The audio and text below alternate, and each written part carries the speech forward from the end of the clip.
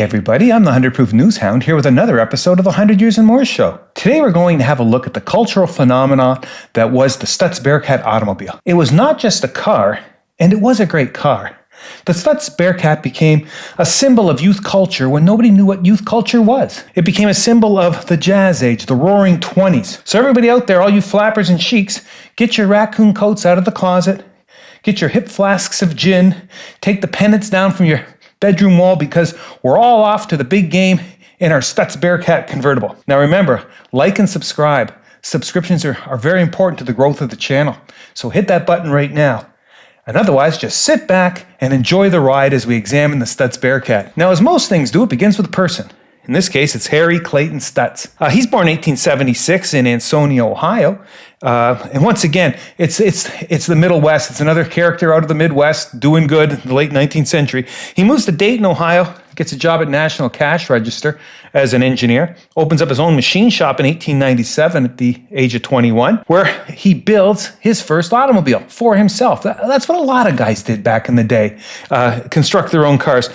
He started a little manufacturing place, of course, called Stutz Manufacturing, and he was building engines for other people's automobiles. Within a few years, business opportunities took him to Indianapolis. Indianapolis, as we've seen, was the second city of automobile production in the United States at that time, with marques such as Duesenberg, Marmon, Cord, Auburn, and soon to be the Stutz Motor Company. He's doing work for other companies when he comes upon a design for a transaxle. Now, this is going to require a little bit of technical stuff.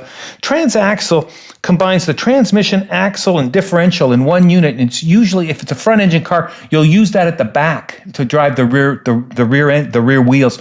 And the advantage is, well, your engine weighs 600 or 700 pounds, and now you got a 125-pound transmission jammed onto that. By moving the transmission to the back, you better balance the car. It becomes extremely popular in race cars.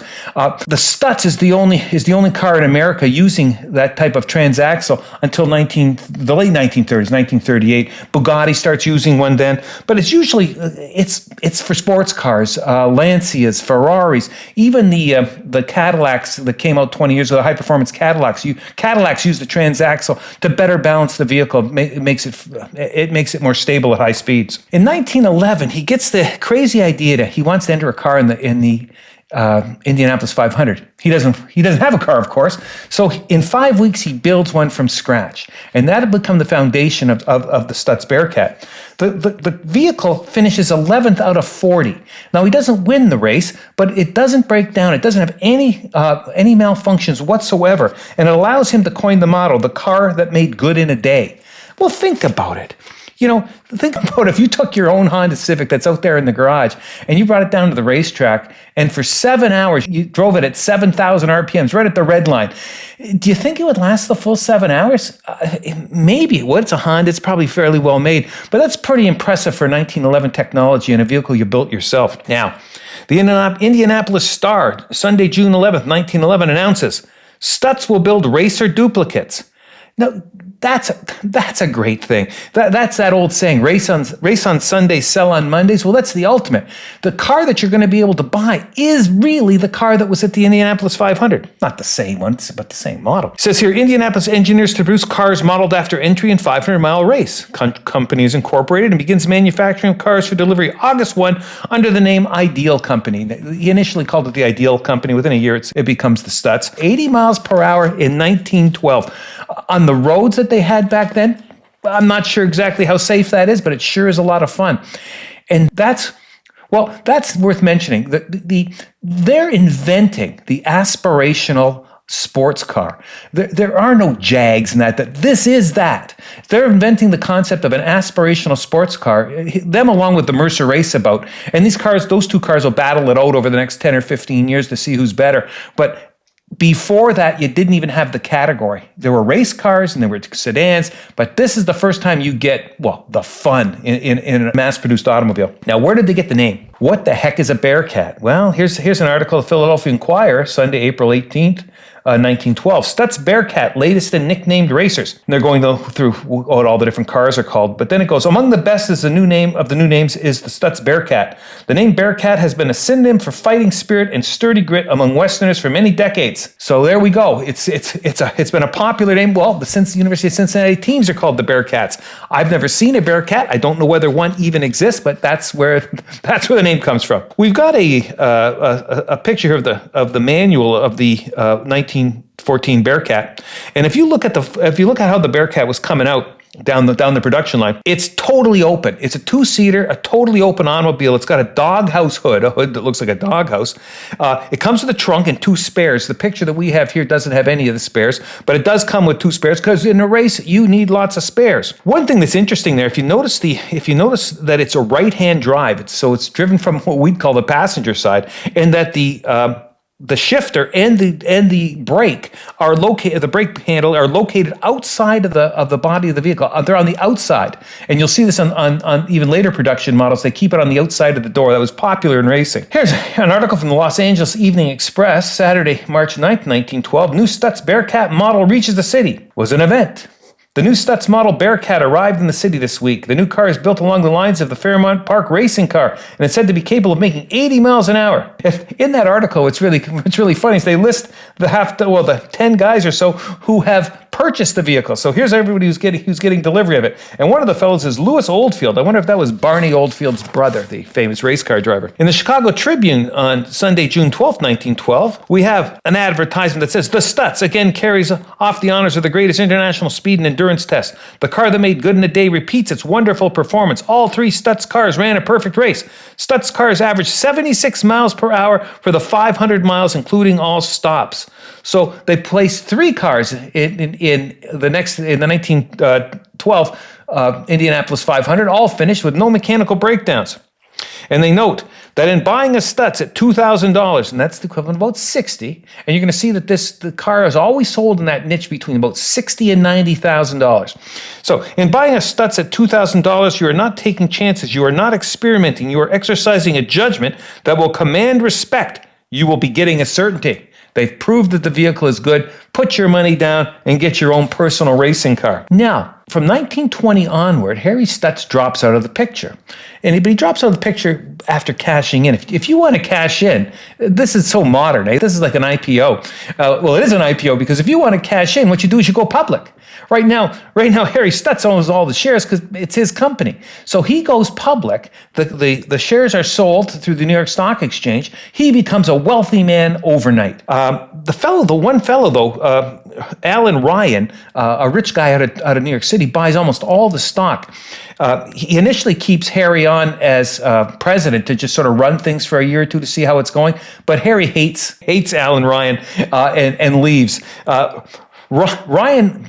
It turns out that Harry Stutz had good judgment. Ryan will prove himself to be a bit of a snake. He gets involved in everyone's heard of a short squeeze, haven't you? When you sell a stock short, you're betting that it's going to go down. If it goes up, instead of you making money, you've got to cover your position by paying the current price for the stocks that previously you thought were worth much less. You lose your shirt. Ryan tried to do something that has only been done 3 or 4 times in the history of the American stock exchanges, and that's cornering a product. Cornering is like the ultimate short squeeze. You can only corner something after the shorts have sold more shares in the company than are available in the outstanding float. It's a technical thing, but what the guys who are betting it shorter have gone in way over their heads. And if one guy owns all the shares, and pretty much Ryan owns almost all the shares, he can name the price at which those folks have to buy his stock to cover the position. And him being the generous man he is, says $700. The stocks when he bought them were like $50. He wants $700. Lawsuits go each way. The Security and Exchange Commission gets involved. Ryan is expelled from the exchange, says the Journal and Courier of Lafayette, Indiana, June 25th, 1920. Lawsuits are flying for the next couple of years. The company almost goes bankrupt. They eventually agree to sell the shares at auction and let the chips fall where they may. And the shares go for $15 a share. Charles Schwab of Charles Schwab brokerage fame buys almost all the shares, and he's running the company now. So Ryan's gone.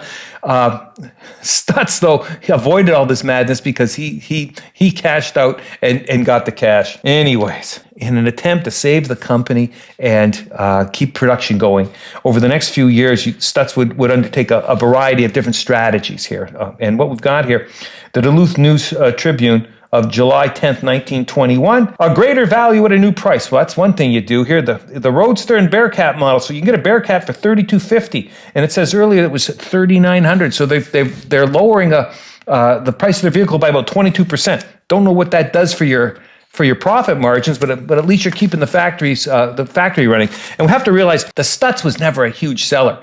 It's an aspirational car. It's a niche. It's more expensive than basic transportation by a long way. It's not Duesenberg. See, Duesenberg's competing with Bentley. The Stutz is competing with, we said, the Mercer Raceabout, but also be competing with Bugatti. It'd be competing at that $3,000 to $4,000 per car range, which is that 60 to 120 kind of range. It'd be a Jaguar kind of thing. That's what their niche is. Now, they're also a technical company. They market the sturdiness and reliability of their cars. And here's something I didn't know was a thing until, the 50s and 60s when the car company started doing the longer, lower kind of look. Here's an ad from the Buffalo Courier, October 17th, 1926. Lower, lower, always lower. The ad goes on at some great length to describe the fact that a vehicle, when it is lower, has a lower center of gravity, and the vehicle is more stable, especially at high speeds and in cornering. And they have used a worm gear instead of a bevel gear drive, which allows them to lower it another 5 inches. And so all of their cars run from 5 to 10 inches lower than conventional designs permit. And so they've got the lowest and most stable cars in the market. Here's a crazy thing. They came up with a wonderful idea. Here's the Indianapolis News in Monday, December 12th, 1927. No two models alike. The car itself has, they come in two-tone. You can even get a three-tone one. They decided to come out with hundreds of different paint colors so that no two models would be alike. It was said that it means that each Stutz car will be a custom car and that no two Stutz car will bear the same color combination. I don't know how they'd keep that straight, but I guess if you've got enough colors, it becomes almost infinite. Once you're dividing, you've got 3 different colors in each combination. But I don't know. I don't think that was a big selling point. Well, the company hung in there. It didn't survive the Depression, though. It gets really hammered in the early 1930s, and by 1938 has gone bankrupt. But before we get to the bankruptcy, let's go to the actual models here and see what was offered, because I know you tech guys out there, they like to trip me up on whether or not I get all this stuff correct. So here we go. The original Bearcat that came out in 1914 was a 4-cylinder T-head motor, 389 cubic inches, making between 50 and 60 horsepower. But just think of that. It's a 4-cylinder 389. A 389 is a big block engine. It would normally have 8 cylinders. So if you've got 4 cylinders in 389 cubic inches, your cylinders have to look like coffee cans. And so your top end is going to top out at 2,000 RPM or so, maybe a little higher, but you're going to get incredible low-end torque with that kind of engine. Now, one of the things is the vehicles were not light vehicles, even though they look like they're just bare-boned automobiles. They're pushing 4,000 pounds. The body style changes in 1917, and it comes out with probably the most familiar one. It's got an enclosed cockpit. It's got step over sides. It's still right-hand drive. The external gear shifts and brakes are still out there. $3,200 price tag, as we had mentioned. With options and stuff, you could get it up closer to 4. In 1918, they modify the engine. They actually make the engine smaller, 353 cubic inch, but they increase the horsepower to 80 horsepower. And by 1920, it's got 88 horsepower, which is a big deal. It's like twice the horsepower that a Rolls-Royce has. You're not as much as the Duesenberg, but remember, the Duesenberg is in general going to be, it's going to be 10 times more expensive. So you're getting 80% of the performance at 10% of the price. That's sort of the theory in this aspirational sports car. In 1924, they stop using the Bearcat name, and they start using the Blackhawk name. They've developed an engine called the Vertical 8. They're using that in the Blackhawk. The car actually, the Blackhawk actually comes in second at Le Mans in 1927. The vertical 8 engine is modified in the early 1930s when they bring the Bearcat name back. It becomes a double overhead cam motor with 4 valves per cylinder, and it's producing at this point 156 horsepower. That's real Major League. Now remember, you can't ever compare it to Duesenberg's because they've got anywhere between 265 and 400 horsepower depending on which model and whether they're turbocharging or supercharging it. But in the last ones, in the last Bearcat design, it comes guaranteed from the factory to exceed 100 miles per hour, and you get your own little certificate, as a couple other manufacturers were doing as well in the 1930s. But the final one, the Super Bearcat, may as well mention it. The Super Bearcat, they chopped 10 inches off the length, and it is the ultimate it's the ultimate Bearcat driving machine. The 1932 with the last modified motor. We've gone through the actual cars and we've looked at their performance capabilities. But how does this affect the culture? Because remember, most young guys buying this thing are either swells or the sons of swells, and they're not. Aside from getting a feel good feeling when they buy it from the dealership, they soon forget about the numbers. But what's it doing to the people? What's this car? What kind of impact is it having? Well, here we go. The Courier-Journal in Louisville, Kentucky, January 27th, 1924, had a contest, a poetry contest on the theme of what is a flapper. And here's what they said. Here's what this little girl said here. Jazz, Cupid dolls, a dance at the country club, frosting on a birthday cake, eyes full of tinkling songs, the click of a jeweled heel on a polished dance floor, pink lemonade and popcorn at a circus, a Stutz roadster on an open road. It's a symbol of the jazz age. In this Toronto Star article from October 22nd, 1932, it's a dumb Dora kind of column here, things that airheaded ladies do, all right? I told her yesterday that I had a swell fellow I wanted her to meet and explained that he had a raccoon coat and a Stutz, and she wanted to know what kind of fur was a Stutz. That was funny in 1932. Maybe. Even influences clothing. Here we got a shoe ad from November 12th, 1925. From Walkover Shoes. The craziest style your old dog's ever barked at. So it's style they're talking about here. Style? Boyfriend, that's the craziest shoe style that ever pushed a Stutz clutch or stamped a Charleston. So there we are. If you want to denote that your product has style, you just compare it to a Stutz. Remember that the company really pressed two things: automobile, the racing, and the cross-country aspect of their sturdy vehicle. Here we have a Houston Post article, August 13th, 1922. Houstonians tour the land of marvels. 30-day trip takes W. James and Son through Colorado, Yellowstone Park, and Utah. Journey made in a Stutz Bearcat. And they got a lot of photographs of their ambling around with bears and out in the wilderness with their Stutz Bearcat, because it could do that. It could not only go fast, but it was durable and could handle it. It could handle the dirt roads in national parks. Now, there was even a movie that starred the Stutz Bearcat. Here we have the Indianapolis Star, Sunday, August 17th, 1924. It says photoplay movie built around Stutz. And the plot is, you got a guy, he's a hypochondriac, he thinks he's going to die. The character would normally be played by like Tony Randall. He thinks he's going to die, but he's got a very pretty nurse who convinces him, no, you're not going to die. And he says, yeah, okay, I'm going to live my life to the fullest. So how does he live his life to the fullest? With his mind fixed on his new quest, the action of the picture shifts to the Stutz showroom, where the car is demonstrated, decided upon, and purchased. The filming of these scenes actually took place in a real Stutz showroom. And it goes on, and from then on, the famous Stutz Bearcat becomes the center of every rapidly moving scene. You can just use the car. It speaks. Kurosawa would have liked it. You didn't have to use a lot of dialogue. All you do is show the car, and the people knew what the scene was and what the deal was. Now, the company goes bankrupt in 1938, but that doesn't stop its impact on culture. Here we have a post-war article in the Shreveport Journal, Shreveport, Louisiana, July 7th, 1948. New Jeep to be on display here.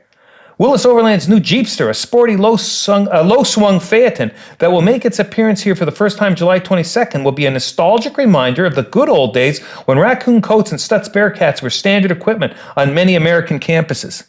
So they're comparing those Jeeps. Well, they had like half a billion of them left over from World War II, and they start marketing to the public, and they're comparing to the fun you're going to have in a Jeep is the same kind of fun you would have had you had a Stutz Bearcat 20 years before. Here's an article, the Daily Record, Long Branch, New Jersey, April 3rd, 1957. Films revive roaring 20s of bathtub gin Stutz Bearcats, and the article goes on. There's a nostalgic boom at that point in time, as there often is, and they're reminiscing about what it was like to grow up in the 20s and the 30s, and Stutz Bearcats are in the center of that. Trey Free Press, March 19th, 1958. This is interesting. The Saturday Evening Post was having a contest.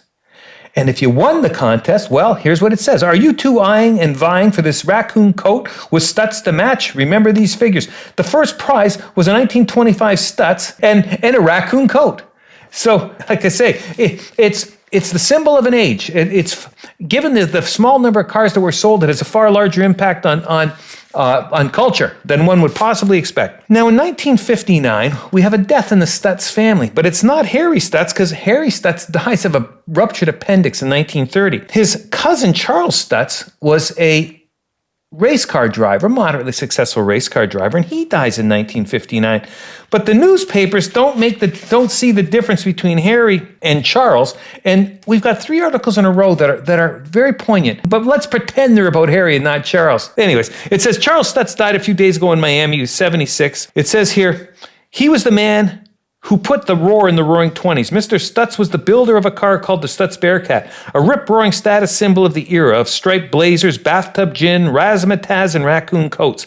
The firm built a passenger car, but it was the open cockpit racing models that were the ultimate in automotive advantage in the flapper age. It says here, lucky is the man who was introduced to the automobile in the automobile years by a Bearcat. There is hardly a matching pride or a wheeled grandeur greater in sports car ownership today. It's got 20 years, 25 years after the last Bearcat rolled off the assembly line, it's still impacting the automotive community. Now, St. Louis Globe Democrat, Wednesday, August 12th, 59. Mr. Stutz and his Bearcat.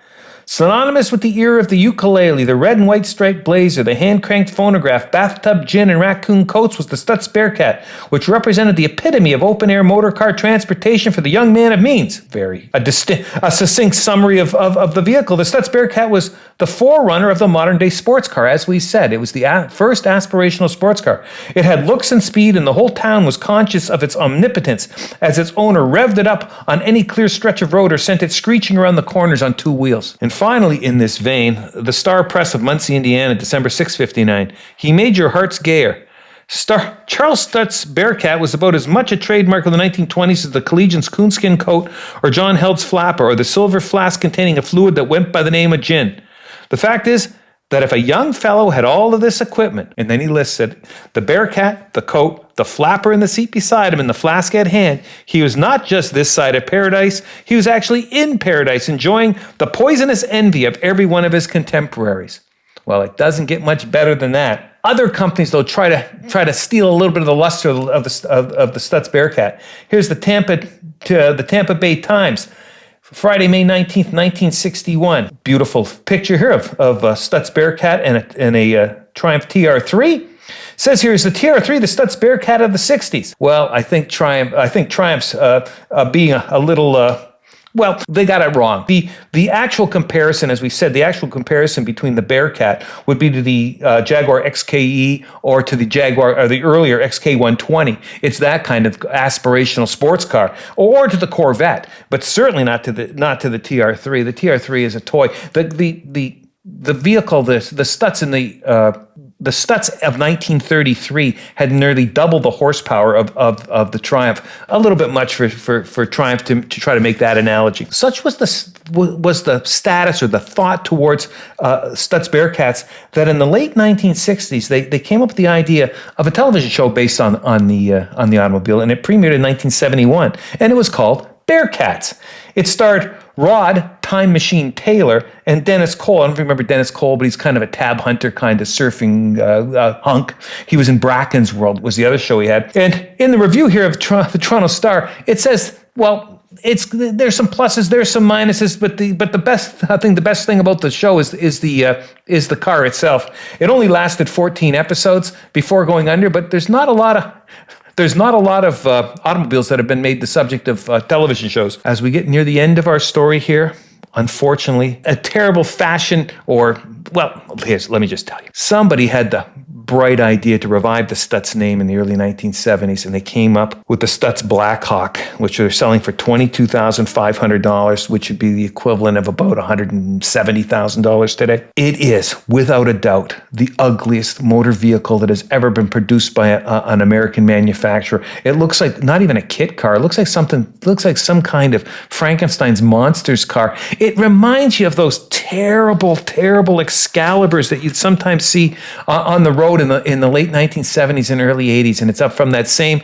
I guess maybe the Sultan Brunei or somebody would want something that's horrendous, but I can't see much else. Thank God they've gone away. On a much more rational note, if you're ever in Indianapolis, go have a look at the new Stutz Museum, which just opened up. It's a small museum. It's got limited hours, but it's worth it to see a Stutz Bearcat in its natural habitat. It's in the original factory. So, we've reached the end of our journey. In order to calm our nerves from having had to look at that 1971 Stutz Blackhawk, let's have a Stutz Bearcat cocktail. And there actually is one. It's a variation of the monkey gland. It's 1.5 ounces of gin, 1.5 ounces of orange juice, a tablespoon of Benedictine, and a tablespoon of grenadine. Because it has a juice, we have to shake it. So get the ice, get in the shaker, shake the heck out of that thing, strain it into a chilled martini glass, and garnish with a twist of lemon. Get that acid in there to give it a little bit of bitter. Now, we're going to be back in a few days with another episode. Remember to like and subscribe because it's very important to the channel, especially those subscriptions. Now, take it easy, everybody. Enjoy your cocktail. We'll see you in a few days. Take care.